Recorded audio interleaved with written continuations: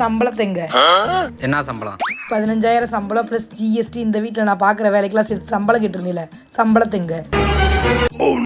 ஒரு நிமிஷம் இங்கே உட்காரு. நான் சொல்கிற கணக்கு பூரா இதில் நோட் பண்ணு.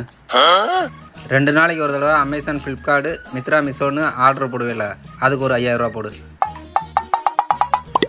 பொட்டு, வளையல், லிப்ஸ்டிக்கு, மாலைன்னு பில்லு கொண்டு வரையில, அதுக்கு ஒரு 2,000 ரூபா போடு.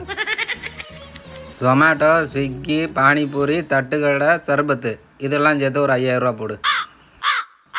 போகாத ஜிம்முக்கு மாதம் மாதம் ஃபீஸ் அடைக்கிறல்ல, அதுவும் ஏசி இல்லாத ஜிம்முக்கு போக மாட்டாளாம், அதுக்கு ஒரு 1,500 போடு.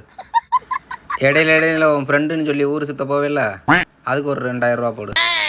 மாதம் மாதம் ஃபேஷியலு, ஐப்ரோ த்ரெட்டிங்கு, ஹேர் கட்டிங்கு இதுக்கெல்லாம் சேர்த்து ஒரு 1,500 போடு. மாதம் மாதம் பர்த்டே பார்ட்டி, ஃபேமிலி ஃபங்க்ஷன், கோயில்னு சொல்லி வரல, அதுக்கு ஒரு 3,000 ரூபா போடு.